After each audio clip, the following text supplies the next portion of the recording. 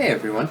So in this video we're going to be talking about some of the same stuff as at the end of the last lesson. So we're still of course working with least common multiple or lowest common multiple, or LCM for short. Lowest common multiple. And in this video we're just going to work on finding the lowest common multiple of a few different groups of numbers. So if you remember before, we talked about sort of three different methods. You don't have to write this down, but we talked about three different methods. The first one was prime factorization. This is just sort of a little bit of a recap, where you would take your two numbers and you would just sort of break them down into groups of prime numbers that you could then multiply together. The second method was just counting.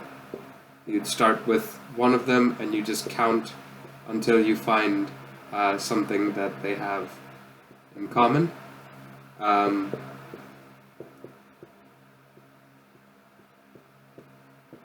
the third one was sort of that division method. I don't really have a proper name for it still, but we're just going to go with the division one, where you would put both of them in the same line separated by a comma and then just divide until you got a final answer. Right, so yeah, so I'll give you that. Yeah, so you don't have to write that down. That was just sort of a super quick rundown of like what the three different things kind of look like. In this video we're going to go through three different examples and we're going to solve each example two different ways. We're going to find that it might not necessarily be evident when you first look at the problem, but you'll see from the questions that we do that for some of them the least common multiple is such a big number that this counting method is really not going to work. It's going to take a really long time for you to get the answer, and you're going to be counting by one of the numbers or by many of the numbers so many times that it's really easy to miscount and make a mistake, especially if you're counting by relatively large numbers that that we don't deal with on a daily basis. Like if you're trying to count by 17s or something, then it's going to be really easy to be off by one or two and not even notice, and then you carry on with that and you get the wrong answer. So this counting method, we're just going to kind of ignore it. It works for some smaller numbers, especially when one of the numbers is a multiple of one of the others. So for instance, if we were trying to find the least common multiple between 2, 3, and 4 or something, then yeah, this counting thing would work. But if you're trying to find it between 17, 18, 19, you're probably going to be at that for a little while. If you're doing the counting thing, it's going to take you quite a long time to figure out the answer, right? So we're just going to kind of ignore that counting one, and we're going to do three different examples, and we're going to solve each of them two ways. Now the thing you should be aware of with these examples is the ones we're doing in this video are going to be finding the lowest common multiple of groups of three numbers. So every example we do in this video is going to contain three numbers that we're trying to find the lowest common multiple for. But it doesn't have to be three. It could be 2, could be 4, could be any number that you really want. You could try and find the lowest common multiple of 6 or 7 or 8 or 10 different numbers.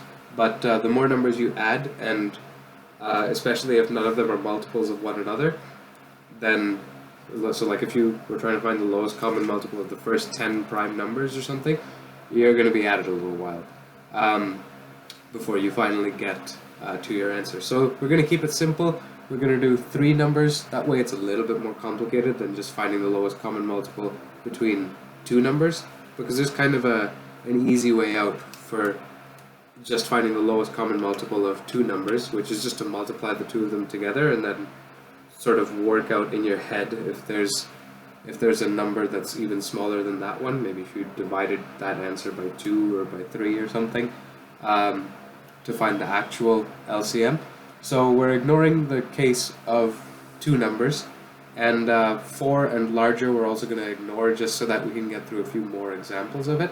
And then if you guys want in a future video, when we do some harder practice problems, then maybe we can crack out 1 or 2 examples of finding the LCM for 4 or 5 different numbers. So without further ado, let's get going with the first one. So the first one, we're going to work with the numbers 6, 14, and 19. Alright, so this is our first one. We're going to be working with 6, 14, and 19. So we're going to be solving each of these problems with prime factorization and then with that division thing. So if we start with prime factorization, we're just going to list the 3 numbers one at a time, and we're going to break them down into their prime factors. So if we look at this number 6, we want to break it down into hopefully a small prime number, and then multiply it by whatever's left over. You know, if you divide 6 by a small prime number, whatever's left over is going to go over there. For 6, it's not that hard. 6, you can break that down into, well, 2 is the smallest prime number, and 6 is divisible by 2, so we can put that there. And then 2 times what gives us 6? 2 times 3 is going to give us 6, so we put the 3 right there. And these are both prime numbers, so we cannot break this down any more than we have. So this one is finished. Next we move on to 14, and we want to break this down into a small prime number and a small prime number multiplied by something else. Those will be the 2 factors. So if we break down 14, well, we can see it ends in a 4, so it's an even number. So it should be divisible by 2, which is a prime number, so we can put that there. And then 2 times what gives us 14? The other way you could think of that is 14 divided by 2 is going to give us 7, which is going to go over there. So this is also done now, because we've got 2 here, which is prime, and we've got a 7 over there, which is prime, and then same as the 6 over here, right? We've got a whole bunch of just prime numbers over here. So we're done with the 6, and we're done with the 14. Hopefully I'm not going too fast. I'll go a little bit slower in the next one, in case there's anything you're not quite catching in this example. And then with 19, you could try to break it down, but you'll find out that if you didn't recognize it at first, then you can sort of test out in your head or on the side of your page. Try dividing 19 by 2. Does it work? Try it by 3, by 5, by 7. Try dividing it by as many prime numbers as you can, and you'll find out that none of it actually works, because 19 is a prime number. So we don't need to break this down any farther. 19 is just 19. We're going to leave it exactly the way it is. So we've broken down the 6 into its prime factors. 2 times what gives us 6? 2 times 3 is going to give us 6, and both the 2 and the 3 are prime. So that's done. The 14, we broke it down into a small prime number, which is 2 here. Not all of them will be divisible by 2, of course. Any number that's up here that's not an even number will not be divisible by 2. But since it's an even number, we can just sort of take that easy way out and put a 2 here. And then 2 times what gives us 14? It's 2 times 7, so that's what we get over there. And so that leaves us with the 2, 3 for the 6. We've got the 2 and the 7 for the 14. And then for the 19, we can't break it down any farther because it's a prime number already. So now, when we want to find the LCM, we're going to take the first factor, or the first number that we're interested in, and we're going to list all of its factors. In this case, it only has 2 factors, so we list both of them. So we get 2 times 3, and that one's done. So this one is finished. You can put like a, you don't need to do this thing with the circles and the boxes and the check marks. You don't have to do any of that. This is just so that you guys can sort of follow along with where I am and what I'm doing. Then we move on to the 14, and we look at its prime factors, which are these things down here. And we ask ourselves, alright, from this list of factors, what's not accounted for in this list down over here? Well, we can see that this 2 is already accounted for. We have a 2 down here, and we have a 2 over there, so we don't need to worry about that.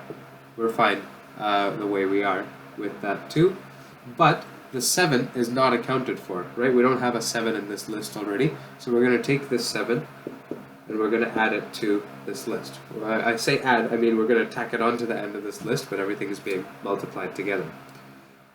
Right? And then for the 19, we couldn't break it down into anything, so that's the only thing left. Right? So this 14 is done, right? We've taken care of the 2 was already accounted for, the 7 we've added to the end of that list. Multiplied to the end of that list, you know what I'm saying, hopefully.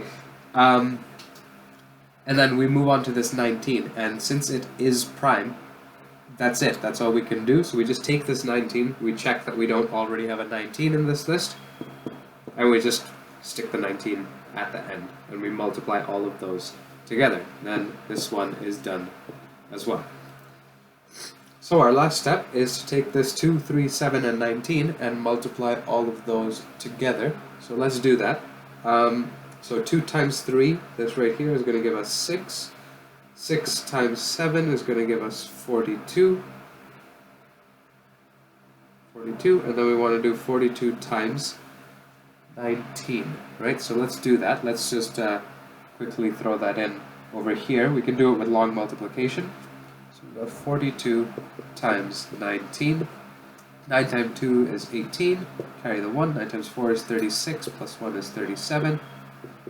And then in the next line, where it's just 1 times that, so we can just copy that line right down here. We've got 42 down there. And then we just add. We get an 8. 7 plus 2 is 9. 3 plus 4 is 7. And so we get that our least common multiple is 798. So that's what we get right there. Alright, so we've got an answer of 798, and we'll just double check that we've done this right by using the other method to solve the same problem. So let's see if the number, we'll see if the math checks out. I'm going to get rid of all of this over here, and I'm going to get rid of these factor trees, as they're called. And then we'll set up the other method for finding the LCM. So if we set it up the other way, we put 6, 14, 19, and then we do this, and I'm going to get rid of this down here as well. I'm going to leave the answer that we got from the first method, and we're going to see if the second method checks out.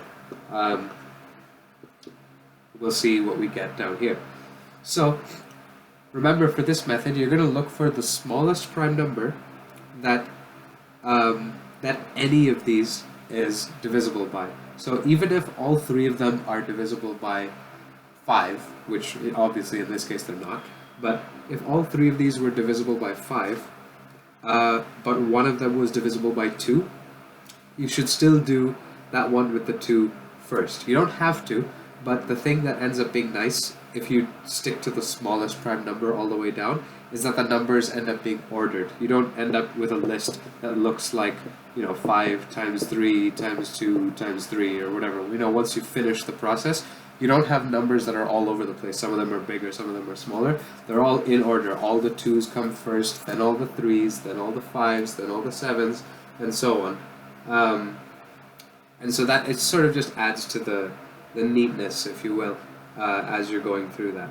So let's go through this, and we'll start with the smallest prime number. 2 of these numbers are even, so we know that they will be divisible by 2.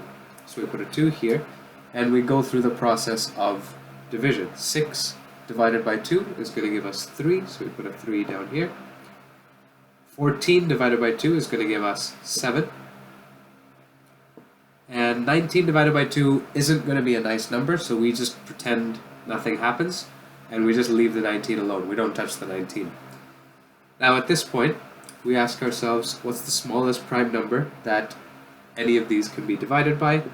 And, well, 3 can be divided by 3, so let's put that here. None of these numbers are even anymore, so we can't use 2, so we jump to the next highest, or the next smallest prime number. So 3 divided by 3 is going to give us 1. 7 divided by 3, that's not going to give us a nice number, so we just leave that as a 7. And then 19 divided by 3 also isn't going to give us a nice number. If we had 18, it would have given us a nice number, but then it would have been even, and we could have used a 2 and stuff. So 19 divided by 3 is not going to give us a nice number, so we leave the 19 as it is. We don't have ones yet, so we're going to have another one of these lines. That line is not straight, though. I'm not particularly pleased about that. Let's put that there. All right. The next smallest prime number is going to be 7. Neither of those is divisible by 5, so we just skip that. And we'd leave this 1 by itself. Once you get a 1 here, you don't have to worry about it more after that. You just keep writing the 1 until you finish the problem. Now 7 divided by 7 is going to give us 1, so we put that there. And then 19 divided by 7 is not going to give us a nice number, so we just pretend we never saw it, and we just put the 19 back as though there was never any division happening at all. Now, we have this one here, we have this one here, so the only thing we have left to worry about is this 19. And we know from earlier that 19 is a prime number, which makes sense since we couldn't divide it by anything else. So we just stick a 19 out here. We don't touch the 1. We don't touch the second one. 19 divided by 19 is 1. Once you get your 1s down here all the way across the bottom, you're just going to take these things and multiply those together. So what we've got is we've got 2 times 3 times 7 times 19. Now 2 times 3 over here is 6. 6 times 7 is 42. 42 times 19, well that's the same thing we were getting before. If you want to recalculate it, you can. But we're going to get 42 times 19 again, and so that's going to give us 798 once again. So now hopefully you have some confidence that both methods work, and they, agree with each other. We're going to do another example now. I'm going to get rid of this division business here. But yeah, hopefully that's making sense. So those are 2 different ways that you can approach it. There might be some problems where one is faster than the other.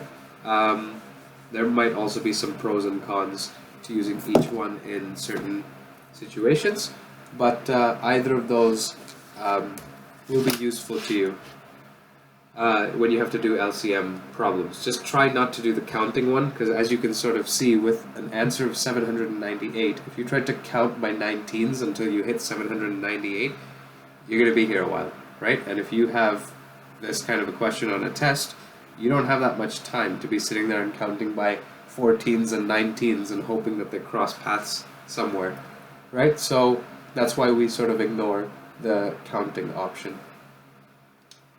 So the next one we're going to do is we're going to do the LCM of 7, 12, and 16. Right, I'm going to get rid of these down here now. So we'll start with prime factorization, and this actually gets us off to an easy start because 7 is a prime number. So we don't have to do any prime factorization for it because it's already done. So we move right along to the 12. Now 12 is an even number, so we know we can divide it by 2 for sure. So we put that there. And 2 times what gives us 12? The other way you could ask it is 12 divided by 2 is going to be what? The answer is going to be 6. 2 times 6 gives us 12, or if you want to think about it the other way, 12 divided by 2 is going to equal 6. But 6 is not a prime number, so we have to extend this down another level, and then we break 6 down. 6 is an even number, so it can be divided by 2. And then 2 times what is going to give us 6?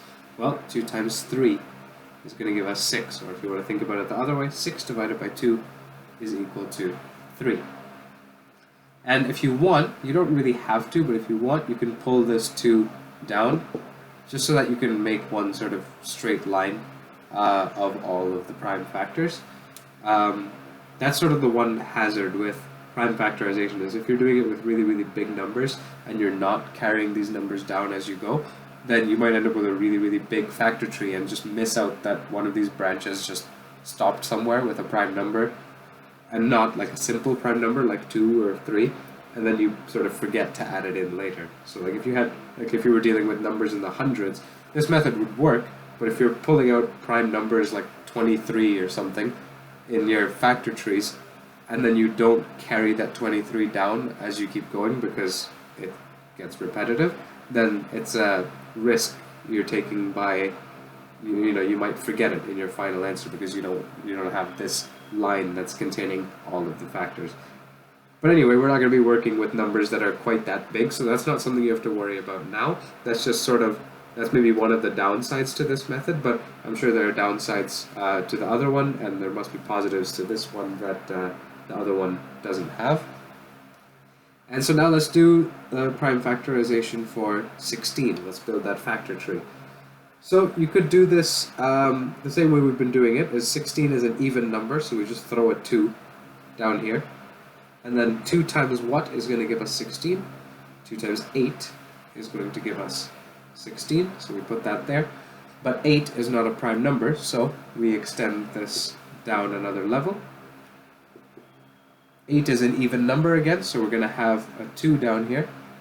2 times what is going to give us 8? 2 times 4 is going to give us 8, so we put a 4 there. And 4 is still not prime, so we extend this down one more level. Kind of running out of space. I did not plan this out right for the 16. Oops. And 4 can be broken down into 2 times 2, right? That's the prime factorization for 4. That's basically the prime factors that give you the number 4 are 2 and 2. So here you got to be careful once again. If you want to have all the factors in a straight line, you're going to bring this 2 down, and you're going to bring this 2 all the way down as well. And so then you get that 16 is just 2 times 2 times 2 times 2, right? And then we've got over here, we've got this 12 is 2 times 2 times 3, and 7 is prime. So let's start to build our least common multiple. So we start with the first, well, you can start with any of them, we'll just start with the first one here. 7 is, we're going to write down all of its prime factors, which is just the number 7 because it's a prime number. So that's all we do for that one, and this is taken care of. Excellent.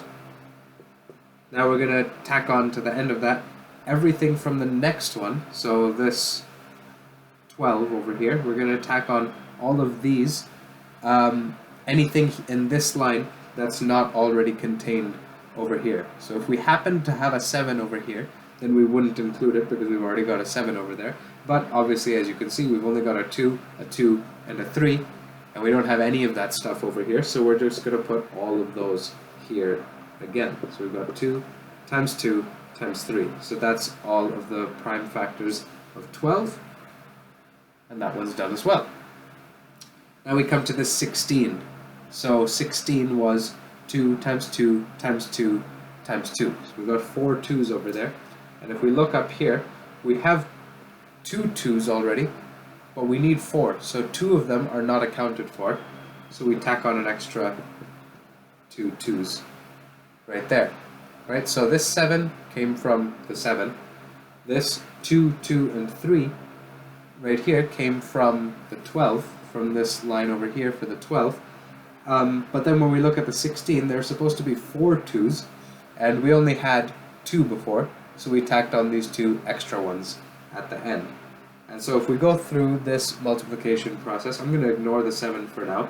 We get 2 times 2 is 4, 4 times 3 is 12, 12 times 2 is 24, 24 times 2 is 48.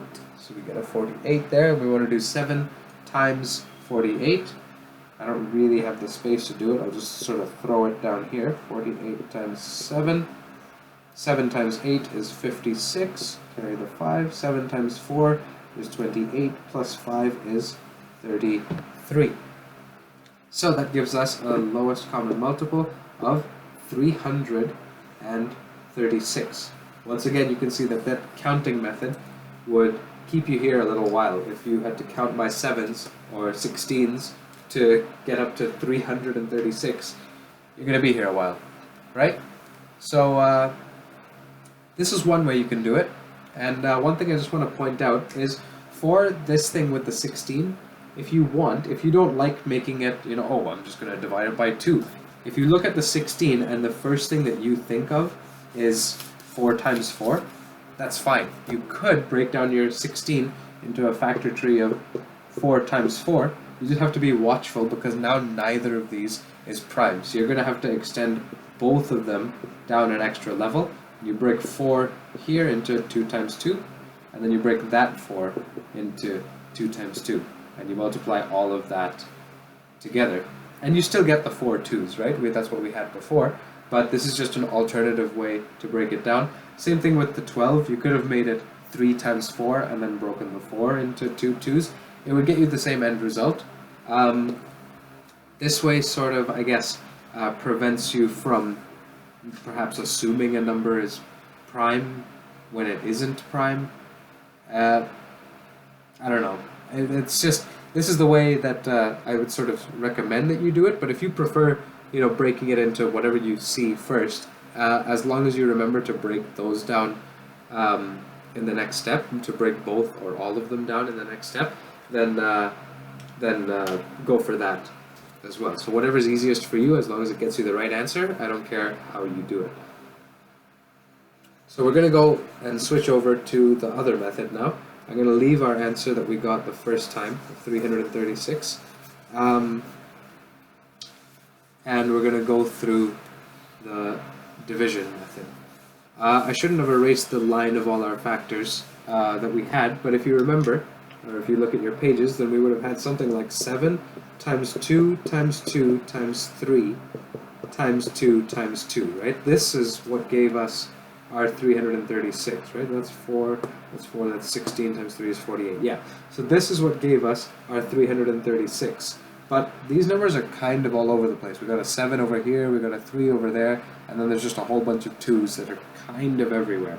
So let's do it the other way, and we'll see that it gets a whole lot more ordered as we go. So we'll write them out. 7, 12, 16. Put this kind of thing here.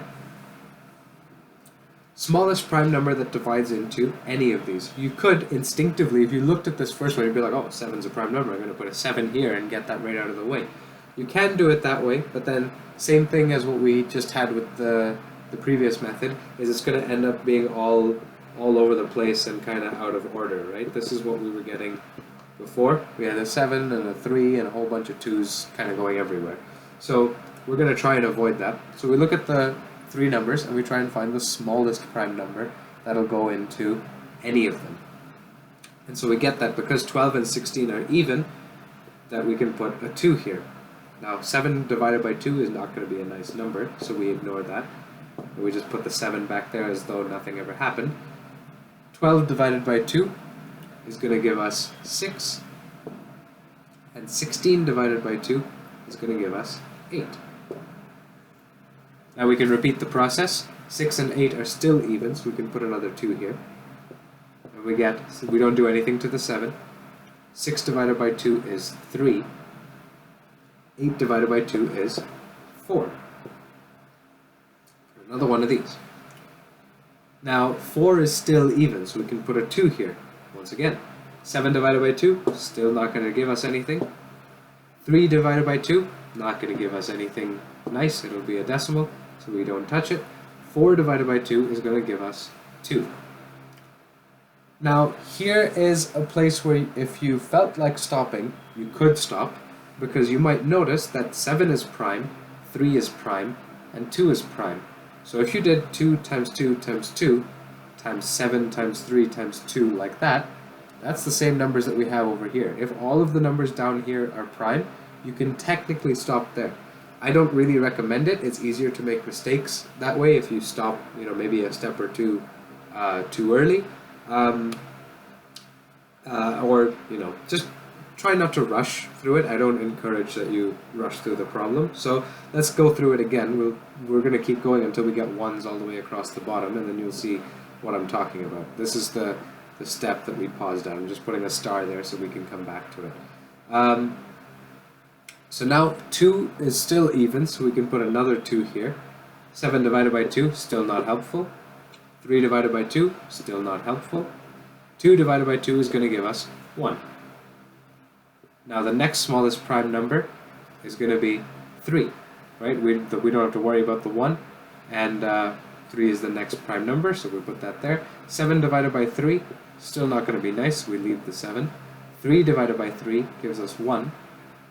And 1 divided by 3, well, we don't need to worry about that, so we just put the 1 right there. And then our last step is to figure out what to divide this 7 by. Well, we know 7 is prime, so we just put the 7 right there. 7 divided by 7 is 1, and then we just had 1s from before, so we just put those there. And so now you might be able to see a little bit more clearly what I was saying earlier, is that you had this 2 was fine, 2 and 2, that doesn't change. And then over here we had 7, 3, 2, which if you notice that all of those are prime, great, you can stop there. If you don't notice that they're prime, or just for the sake of completeness, you want to go through the whole process, you'll see that this 7 shows up right here, this 3 shows up right here, this 2 shows up right here. So all of those numbers are still accounted for. If that's confusing you, don't worry about any of what I just said. Ignore all of that shortcut stuff and just go through it the way we've been going through it so far. Go through the whole thing until you're left with just a whole bunch of 1s at the bottom. And the advantage to doing it that way, with going all the way until you get just 1s left at the bottom, is now we want to multiply all of these things, right? We want to multiply that whole column together, but everything's in order. First it's all the 2s, then all the 3s, there's only 1, and then all the 7s, there's only 1. And if we go through that, we get 2 times 2 times 2 times 2 times 3 times 7. 2 times 2 is 4, 4 times 2 is 8, 8 times 2 is 16, 16 times 3 is 48, 48 times 7, that's the same thing we wanted to calculate earlier, so we can say that that is 336, which is the same thing that we got using the previous method. Alright, so hopefully that's making sense. I was actually planning on doing one more example, but this has already been going on for 32 minutes, and I don't want these lessons to get too long, because then you guys are going to start lagging behind the sort of schedule that I put out, and through no fault of your own, like of starting late or slacking off or anything like that, which I'm sure you're not doing, but I don't want it to be that that I'm making these videos 10 minutes longer than they should be, and then you guys start to get off from the schedule that I sort of had in my head. So I'm going to stop here for the time being. I may put out another video just for that third example for you guys to sort of watch on your own, or I'll reserve it for when we get to our more advanced problems. It's not really more advanced, it's just another example of least common multiple. Maybe I'll add a number to it and make it a little bit more complicated. But yeah, I'm gonna call it quits there for this lesson, just so that it doesn't get too long. I will double check the schedule that I made, but I think our next lesson is going to jump right into our next topic, which is highest common factor. So this video and the previous one were sort of an introduction on how lowest common multiple works, and next up, I believe, is a switch over to highest common factor, and then we'll come back to lowest common multiple after that. So you've seen how lowest common multiple kind of works.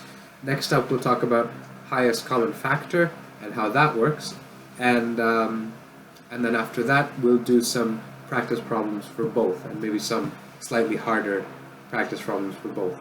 So don't stress too much about it. There is going to be a mini quiz type thing at some point, but it's not designed to be a standalone unit in most math courses. This is just something that you guys should see before we get into fractions and decimals, and I'll give you a little quiz on it just so that you guys make sure you have these kinds of ideas in your head before we get into the next topic. So hopefully lowest common multiple is making some sense now. And if I'm wrong about the highest common factor thing, then I guess you guys will find out when the next video is out, based on the topic of that one. But as of right now, I believe the next one is going to be on highest common factor, so we'll talk about what that is, and how it works, and how to find it, and why it's important, and all that good stuff.